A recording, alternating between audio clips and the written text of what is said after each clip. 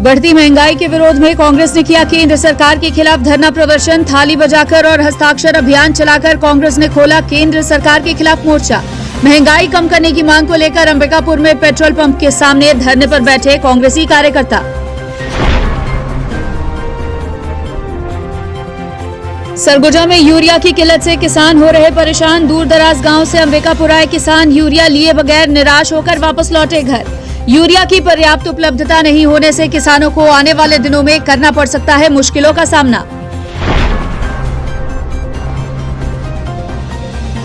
शिक्षा मंत्री के विधानसभा क्षेत्र में शिक्षा विभाग की बड़ी लापरवाही उजागर। ग्राम बड़वार की माध्यमिक शाला में छात्रों को वितरित किया गया एक्सपायरी डेट का सूखा राशन। छात्रों को स्कूल बुलाकर सूखे राशन का पैकेट करवाया जा रहा था तैयार। बीईओ ने दिए जांच के आदेश।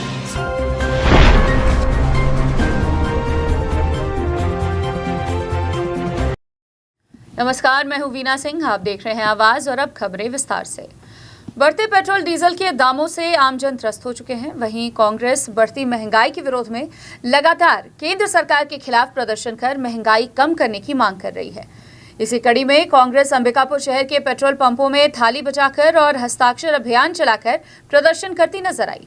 देश में बेलगाम महंगाई और उससे निपटने में केंद्र सरकार की विफलता के विरुद्ध अखिल भारतीय कांग्रेस कमेटी ने सड़कों पर मुहिम चलाने का निर्णय लिया है। पार्टी ने इसके लिए एक समयबद्ध विरोध प्रदर्शन का सिलसिला प्रारंभ करने का निर्णय लिया है ताकि केंद्र सरकार आम जनता को महंगाई से राहत देने की दिशा में कदम उठाए। इसके तहत पार्टी संगठन ने मंगलवार को विकास खंड स्तर से विरोध प्रदर्शनों का सिलसिला प्रारंभ कर दिया है, जो 17 जुलाई तक चलेगा।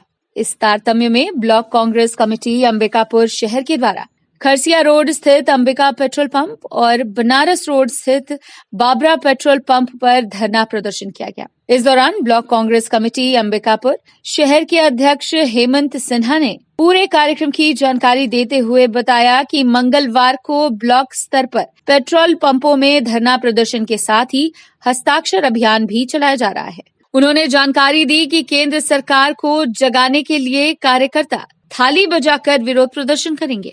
दिनांक 14 जुलाई को जिला स्तरीय विरोध प्रदर्शन और 17 जुलाई को राज्य स्तरीय विरोध प्रदर्शन की कार्य योजना की जानकारी भी उनके द्वारा दी गई। कार्यक्रम स्थल पर उपस्थित दर्जा प्राप्त कैबिनेट मंत्री और श्रम मंडल के अध्यक्ष मोहम्मद शफी अहमद ने कहा कि केंद्र सरकार हठ धर्मिता से कार्य कर रही है और आम जन की नहीं सुन रही है। ये सरकार को जगाने का प्रयास है।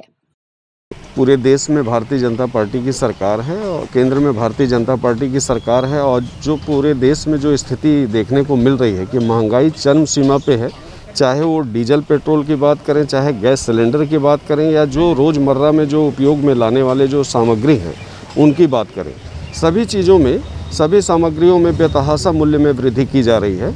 और केंद्र सरकार का विरोध, जैसे केंद्र सरकार का विरोध आम जनता में काफ़ी देखने को मिल रहा है और कांग्रेस पार्टी जो विपक्ष की भूमिका में है, कांग्रेस पार्टी अपनी जिम्मेदारियों का निर्वहन भी कर रही है और भारतीय जनता पार्टी को जगाने का प्रयास भी कर रही है कि जो स्थिति आज पूरे देश भर में भारतीय जनता पार्टी के द्वारा बनाई गई है, इसमें वो सुधार करें।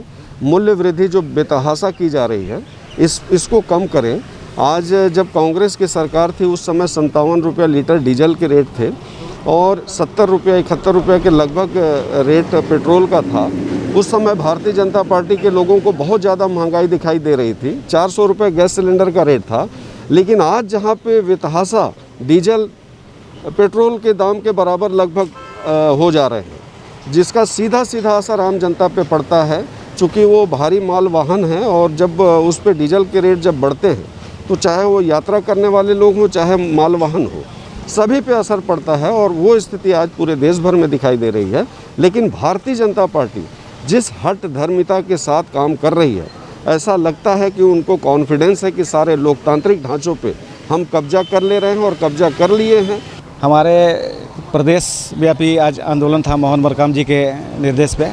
हम लोग सभी कांग्रेस जन आज जुटे हैं। आज का जैसे 6 तारीख को ब्लॉक स्तरीय आंदोलन था। आज ये क्रमिक आंदोलन है जो 17 तक चलेगा, जिसमें हम लोग थाली बजा के ताली पीट के विरोध प्रदर्शन कर रहे हैं। और जो आ रहे हैं पेट्रोल पंप में पेट्रोल भराने के लिए, उनसे भी पूछ रहे हैं तो उनका भी राय यही है कि बेतहाशा पेट्रोल का रेट जो है बढ़ते जा रहा है, उसका कोई यानी अंत भी नहीं है कि आगे कब तक बढ़ेगा।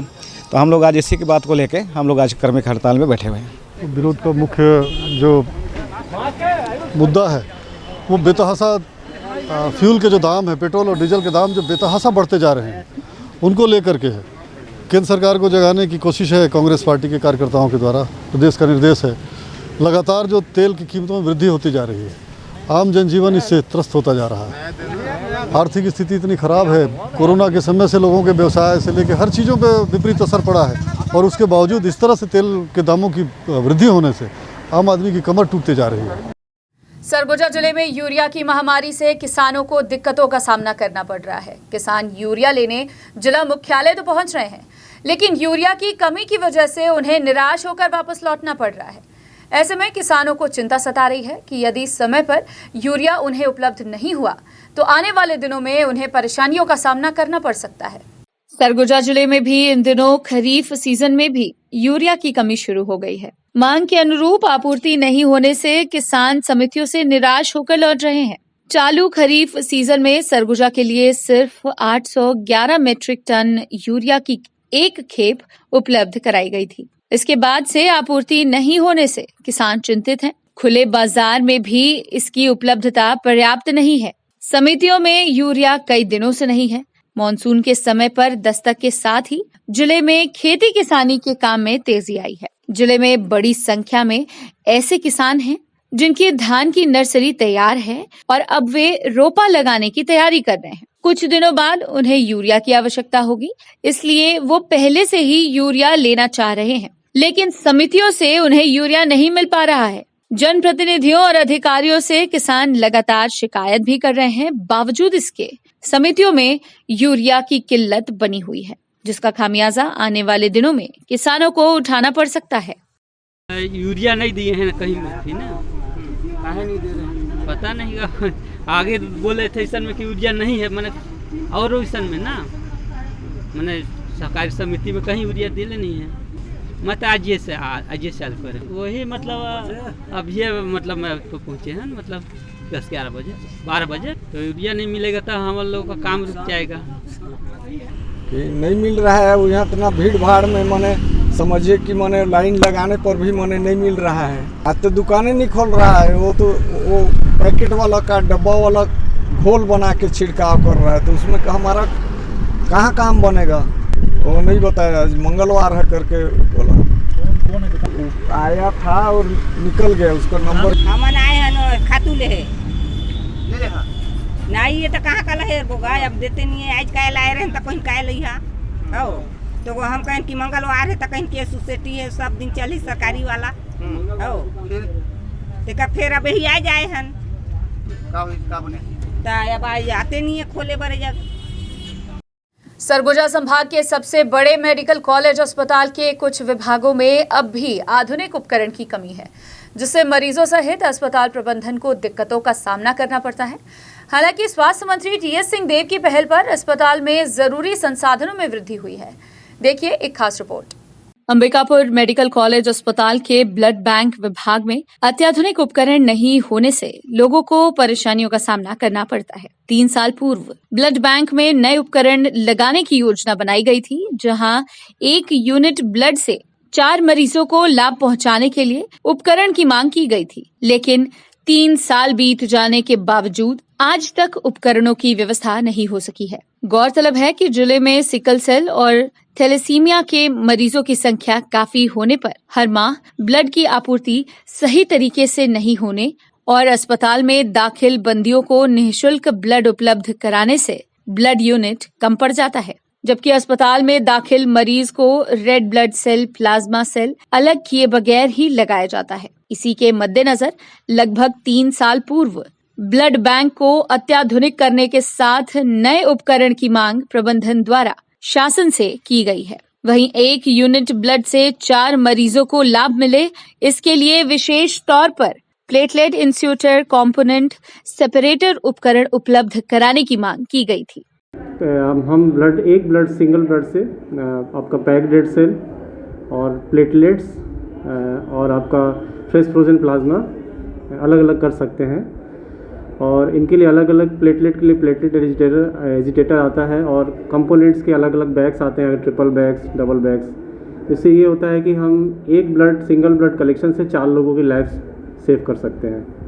जिसको प्लेटलेट की आवश्यकता है वो उसे प्लेटलेट दे सकते हैं। पैक्ड रेड सेल, जिसे हीमोग्लोबिन की कमी है या खून की कमी है, उससे हम पैक्ड रेड सेल एडवाइस कर सकते हैं।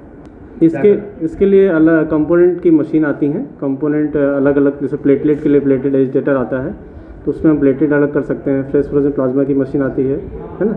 तो अलग अलग कंपोनेंट की अलग अलग सेपरेट करने की मशीनें आती हैं। इधर अस्पताल के अधीक्षक लखन सिंह ने बताया कि ब्लड बैंक को अपग्रेड करने के लिए योजना बनाई गई है, जिसमें प्लेटलेट इंसुलेटर कंपोनेंट सेपरेटर उपकरण उपलब्ध कराने की मांग भी की गई है। इस व्यवस्था के शुरू हो जाने से मरीजों को बड़े शहर जाने की जरूरत नहीं पड़ेगी। साथ ही 1 यूनिट ब्लड से 4 मरीजों की जरूरतों को पूरा किया जा सकेगा। इसकी खरीदी के लिए CGMC को रुपए ट्रांसफर कर दिए गए हैं। इसके लिए हमारे यहाँ जो ब्लड बैंक में है अभी कंपोनेंट सेपरेटर का सुविधा नहीं है। इसके लिए विभागाध्यक्ष जो पैथोलॉजी विभाग हैं और अधिष्ठाता के माध्यम से उनके प्रयास से उसका सैंक्शन आ गया है। उसको पैसा भी हमने CGMS को ट्रांसफ़र कर दिया है। इसके आ जाने से काफ़ी सुविधाएं मिलेगी, क्योंकि अभी तक जो हर मरीज को अलग अलग ज़रूरत पड़ती है। जैसे ब्लड में किसी को केवल प्लेटलेट्स ज़रूरत पड़ती है, किसी को केवल प्लाज्मा ज़रूरत पड़ती है, किसी को केवल RBC ज़रूरत पड़ती है। तो ये सेपरेटर होने से वो काफ़ी फ़ायदा होगा। इस चीज़ छोटी छोटी चीज़ों के लिए अपन को जो बाहर यहाँ से जाना, क्योंकि आपको भी पता है यहाँ से अंबिकापुर से कोई भी 150 से 200 किलोमीटर के परिधि में और बड़े अस्पताल या ऐसे ब्लड बैंक नहीं है जहाँ पर ये सुविधाएँ पूर्ण तरीके से। अब इसके आने से अब वो सब चीज़ों को जाना कम हो जाएगा और हम इलाज करने वाले जो चिकित्सक हैं वो ज़्यादा पेशेंट को रिफ़र नहीं कर पाएंगे और यहाँ पर उनकी सुविधाएं उपलब्ध करा पाएंगे। बहरहाल सरगुजा संभाग के सबसे बड़े अस्पताल को प्लेटलेट इंसुलेटर कंपोनेंट सेपरेटर उपकरण उपलब्ध होने से ब्लड को लेकर जो समस्या आ रही है वो आने वाले समय में खत्म हो जाएगी। साथ ही ब्लड बैंक अपग्रेड होने की दिशा में एक अच्छी पहल होगी। अब देखना होगा कि कब तक ये उपकरण ब्लड बैंक को मिल पाता है। अंबिकापुर से आवाज डेस्क की रिपोर्ट। खबरों का सिलसिला जारी रहेगा, लौटते एक छोटे से ब्रेक के बाद।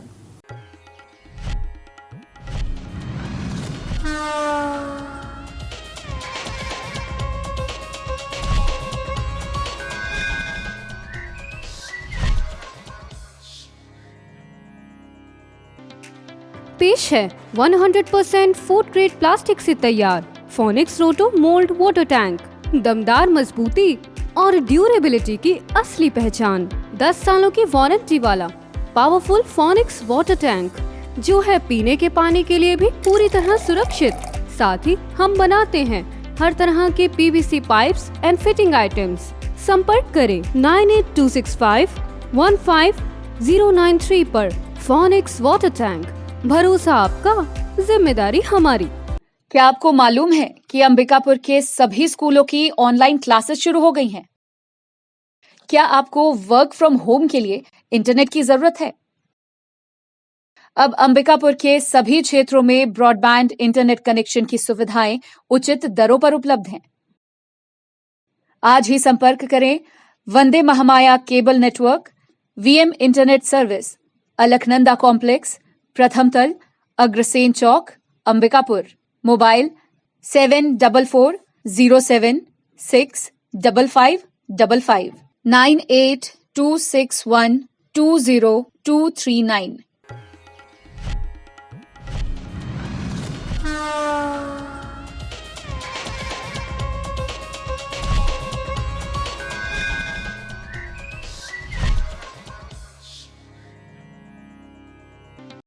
ब्रेक के बाद आपका स्वागत है। बढ़ते हैं अगली खबर की ओर। प्रदेश के शिक्षा मंत्री के विधानसभा क्षेत्र सूरजपुर जिले के ग्राम बड़वार में शिक्षा विभाग की एक बड़ी लापरवाही सामने आई है। एक तरफ जहां छात्रों को स्कूल बुलाकर प्रधान पाठक द्वारा सूखा राशन पैक करवाया जा रहा था, वहीं दूसरी ओर छात्रों को एक्सपायरी राशन वितरण करने की तस्वीरें कैमरे में कैद हुई हैं। देखिए ये खास रिपोर्ट।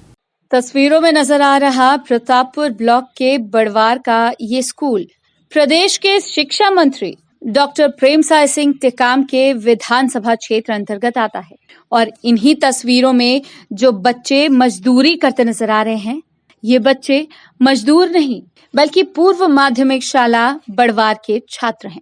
दरअसल इन छात्रों को स्कूल के प्रधान पाठक स्कूल बुलाकर सूखा राशन पैक करवा रहे हैं। अब इस सूखे राशन की गुणवत्ता देखिए, इसे देखकर आपके भी होश उड़ जाएंगे। चावल में लगे कीड़े से आप अंदाजा लगा लीजिए कि छात्रों को किस स्तर का सूखा राशन वितरित किया जा रहा है। वहीं दाल और सोयाबरी के एक्सपायर्ड डेट लापरवाही की सभी सीमाओं को भी तोड़ चुके हैं। दाल और सोयाबरी की पैकिंग फरवरी महीने में ही एक्सपायर्ड हो चुकी है। इससे अंदाजा लगाया जा सकता है कि छात्रों की सेहत के साथ किस तरह खिलवाड़ किया जा रहा है। यही नहीं, जिन छात्रों को घर पहुंचकर सूखे राशन का वितरण किया जाना है, उनको स्कूल के प्रधान पाठक स्कूल बुलवाकर राशन पैक करवा रहे हैं। अब आप प्रधान पाठक बाबूनाथ पटेल की दलील भी सुनिए। नहीं, थोड़ा सा हेल्प करने लगे। हमारा स्वीपर जो है उसका एक हाथ है नहीं, तो मैं बोला बेटा थोड़ा सा हेल्प करने लगो। महिला लोग आए, पिछले माह का है चावल, थोड़ा सा घुना है इसमें, निर्देशित नहीं किया गया है। चावल हम लोग को कूपन आया है लेकिन मिल नहीं पाया। चावल में रखे तो घुन हो ही जाता है सर। हम लोग भी घर में रखते हैं चावल, इसमें हो जाता है थोड़ा घुन, पानी में धोने से। चावल कुटवा के यदि रखते हैं धान को तो उसमें हो ही जाता है मतलब घुना। ये तो कानून के खिलाफ है सर। तो बच्चों से कोई काम लेना नहीं है। ये चावल इनका शेष जो बचा था पहले माह में जो बांटे थे लोग, उसी का बचा हुआ चावल है। अब यह है कि रखे रखे उसमें थोड़ा सा कीड़े वगैरह आ गए हैं। सर को चाहिए कि उसको साफ़ सफाई करवा के दिलवाना चाहिए था। इस वक्त तो खाने वक्त नहीं बगैर सफाई किए हुए। वर्तमान में कोरोना संस्करण के बीच प्रदेश भर में स्कूल तो खुल गए, लेकिन छात्रों के स्कूल जाने पर अभी भी प्रतिबंध है। बावजूद इसके बड़वार स्कूल के प्रधान पाठक सभी नियमों को दरकिनार कर छात्रों को स्कूल बुलाकर राशन पैक करवा रहे हैं। वहीं इस गंभीर मामले को विकास खंड शिक्षा अधिकारी भी नजरअंदाज करते नजर आए। बीईओ मुन्नू सिंह धुर्वे का कहना है कि लॉकडाउन की वजह से सूखा राशन खराब हो गया है, जिसे अब छात्रों को वितरित नहीं किया जाएगा। इसके अलावा उन्होंने कहा कि प्रधान पाठक को लापरवाही बरतने के मामले में शो कॉज नोटिस जारी किया जाएगा। जैसे ही संज्ञान में आया आप लोगों के माध्यम से तत्काल इस पर कार्रवाई कर दी गई है। तत्काल प्रधान पाठक को फोन से संपर्क करके उस तरह के वितरण को बंद करा दिया गया है। ये चावल जो विद्यालय में दिख रहा है, दरअसल लॉकडाउन की वजह से और खाद्यान्न पहले नहीं बढ़ सका, इस वजह से खराब पड़ गए, तो इनको बांटने के लिए बिल्कुल मना कर दिया गया। इनको पहले से भी निर्देशित किया गया है प्रधान पाठकों को कि इस तरह का जो है चावल या खाद्यान्न बिल्कुल भी न वितरित करें। और गुणवत्ता का परीक्षण स्थानीय लोगों से भी समिति में सम्मिलित करके उनको और परीक्षण करने के पश्चात ही अधिकारीगण भी वहाँ उपस्थित होंगे बांटने के समय में, तभी वितरित किया जाए। ये बिल्कुल सही नहीं है। विद्यालय में बच्चों को बुलाया जाना ही नहीं है जी। बिल्कुल उनको शो कॉज नोटिस जारी कर दिया गया है, उनको अभी प्रस्तुत करने के लिए बोला गया है। बहरहाल इस मामले के सामने आने के बाद लापरवाह प्रबंधन के खिलाफ कार्रवाई क्या होती है, ये देखने वाली बात होगी। सूरजपुर से आवाज के लिए जानी खान की रिपोर्ट। अंबिकापुर में राज्य आपदा प्रतिक्रिया बल की चयन प्रक्रिया के दूसरे चरण का आयोजन किया गया, जिसमें अलग अलग जिलों से आए प्रतिभागी शामिल हुए। दरअसल एसडीआरएफ में बलरामपुर और सूरजपुर जिले में जवानों की कमी थी, जिसे देखते हुए चयन प्रक्रिया का आयोजन किया गया। डिविजनल कमांडेंट राजेश पांडे ने बताया कि राज्य आपदा प्रतिक्रिया बल के विंग में एक साथ 32 जवान मौजूद होते हैं, लेकिन कुछ जवान वर्तमान में पुलिस में भर्ती हो गए थे, जिससे एसडीआरएफ की टीम में जवानों की कमी हो गई थी। जिन जिलों में जवानों की कमी थी, उन जिलों से मिले आवेदन को देखते हुए भर्ती प्रक्रिया का आयोजन किया गया है। एक्चुअली हमारी जो विंग होती है एसडीआरएफ बोलते हैं, स्टेट डिजास्टर रिस्पांस फोर्स, उसमें 32 जवान होते हैं एट ए टाइम। कुछ जवान अभी पुलिस में भर्ती में चले गए, तो हमारे यहाँ बल की 5 लोगों की कमी हो गई है। जिस जिले से कमी होती है उस जिले से हम पूर्ति करते हैं। तो बलरामपुर और सूरजपुर से कमी थी, वहाँ के जो जवान 35 साल से कम उम्र के हैं, जिनका सेवा रिकॉर्ड बहुत अच्छा है और जिन्होंने अप्लाई किया हुआ है एसडीआरएफ में शामिल होने के लिए, उनको हम लाए हैं। उनके 2-3 फिजिकल टेस्ट होते हैं, वो देखना पड़ता है कि पास हो रहे हैं, दौड़ने का जो 800 मीटर का दौड़ सही समय में कर रहे हैं, पुशअप्स कर पा रहे हैं, स्विमिंग कर पा रहे हैं, नहीं कर रहे हैं, जो टाइम लिमिट है। तो बाकी हो गया है, ये स्विमिंग बचा था, तो स्विमिंग का लास्ट में हम देख रहे हैं कि 1 मिनट के अंदर हमारा जो डेजिग्नेटेड 50 मीटर का है वो अगर तैयार लेते हैं तो उसको हम क्वालिफाई करते हैं, बाद में टोटल रिकॉर्ड दे करके फिर उसका चयन होता है उसमें। अंबिकापुर में ऑफलाइन परीक्षा के आयोजन के विरोध में आईटीआई के छात्रों ने राज्यपाल और मुख्यमंत्री के नाम कलेक्टर को ज्ञापन सौंपकर ऑनलाइन परीक्षा आयोजित करने की मांग की है। दरअसल आईटीआई छात्रों का कहना है कि कोरोना संक्रमण के खतरे को देखते हुए विश्वविद्यालय ने ऑनलाइन परीक्षा के आयोजन पर सहमति जताई थी। वहीं अचानक ऑफलाइन परीक्षा की डेट डिक्लेयर कर दिए गए। विश्वविद्यालय के इस फैसले से छात्र परेशान हो रहे हैं, जबकि ऑफलाइन परीक्षा के आयोजन से छात्रों में कोरोना संक्रमण फैलने का खतरा बना हुआ है। ऐसे में आईटीआई के छात्रों ने एक बार फिर ऑफलाइन परीक्षा के आयोजन का विरोध करते हुए ऑनलाइन परीक्षा आयोजित करने की मांग की है। हमारा जो 2018-2020 का बैच था, हम आईटीआई एसटीबीटी के छात्र हैं और जैसे कि कोरोना महामारी को देखते हुए 2019 से 2 साल का कोरोना का ये फैलता हुआ महामारी को देखते हुए यूनिवर्सिटी रायपुर ने बोला था कि ऑनलाइन परीक्षा लेने की यूनिवर्सिटी ने बोला था, लेकिन अभी कुछ दिन पहले हमको बताया गया कि अचानक टाइम टेबल दिया गया कि आप दिनांक 9 तारीख से पेपर देने की टाइम टेबल घोषणा कर दिया गया और हम उसका विरोध करने के लिए आज कलेक्टर महोदय जी को ज्ञापन देने आए हैं। फिलहाल वक्त है एक और छोटे से ब्रेक का, जल्द लौटते हैं।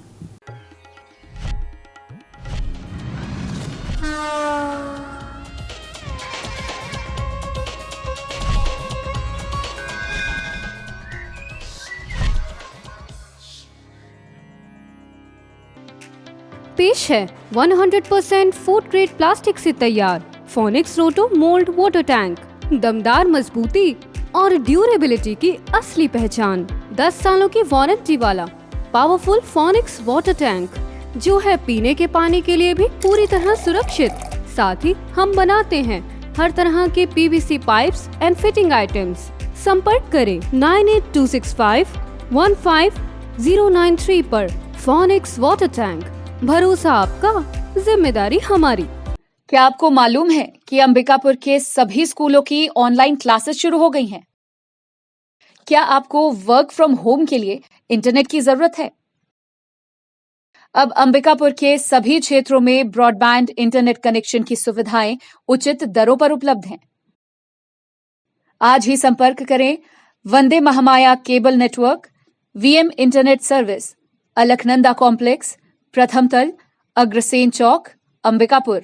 मोबाइल 7407655555 9826120239।